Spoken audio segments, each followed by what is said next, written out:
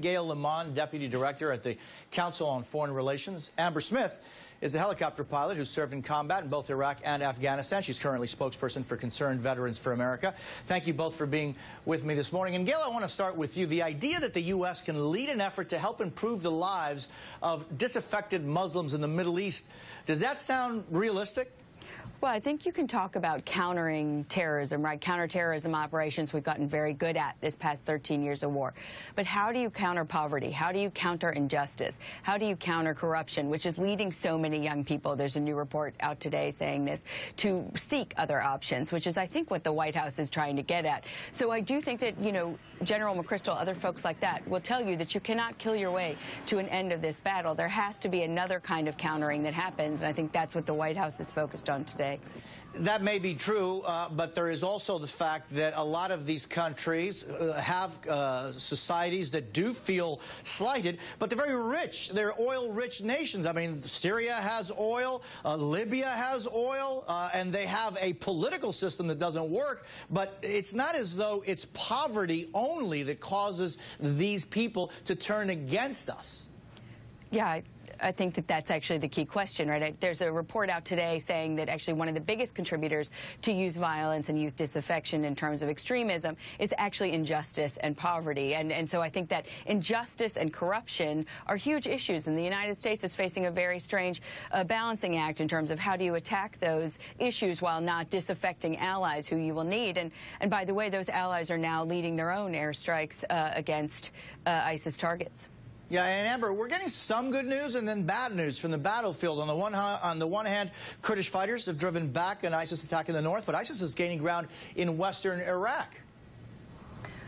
Yeah, basically what we've seen since the end of August, the beginning of September, in terms of this air campaign, is really a mediocre effort at best. What we're seeing is a handful of airstrikes here, airstrikes there, going after these targeted opportunities with just these pinprick airstrikes. And, bombing a vehicle here and a vehicle there isn't going to set ISIS back. That's not how you turn the tides of war against an enemy like ISIS.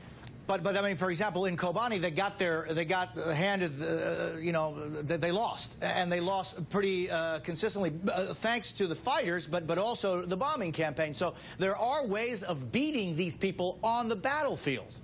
There absolutely is, but what we need to see is sort of an increased aggressive air campaign, turning it on 24/7, going after all of ISIS targets, including in Raqqa, their headquarters, their supply routes. And basically right now, ISIS fighters in Syria and Iraq are having the freedom to maneuver back and forth across the border. That needs to be stopped. They need to up it and bring in some attack helicopters and some A-10s and some close air supports, and basically go after all ISIS fighters that are going back and forth across that border. And that then will get rid of some of the movement of ISIS and will really allow the fighters on the ground, including the Peshmerga and the Kurds and the different Iraqi army forces, to then gain back some territory on the ground and push ISIS back. Gail, there's an article in The Atlantic arguing that the U.S. doesn't understand ISIS, that it seems the kind of alternative reality as opposed to seeking Western concessions like al-Qaeda did. Do you think that we have a misunderstanding of what exactly ISIS is and what they want? I think there have been people within the administration who've been talking about ISIS for 18 months, who warned well before it held territory what it was seeking to do. I think right now you see this battle, as Amber was just talking about, between sort of the seatbelt versus the gas pedal in terms of the American war effort. And the administration does not want to get the United States into another war, another ground war in the Middle East. On the other hand, is the air campaign enough? And I think when you talk to people inside and outside the administration, the biggest question is what happens to those moderate Syrian forces whom we are going to start training next month, who should be ready for the battlefield in the coming months? What kind of air protection will they receive from the United States, if any? What kind of defense, if they are attacked, will they receive, if any? And I think those are the real questions we're going to face going forward as we look at the fight against ISIS. And Amber, it just seems as though in the areas affected by this, the areas most affected, Iraq and in Syria, there are very little groups of people willing to put up a fight, physical fight against ISIS. You have the Peshmerga. You talked about that. The Iraqi army, not there. Syria is in shambles. it seems as though there's no real fighting force of any strength there.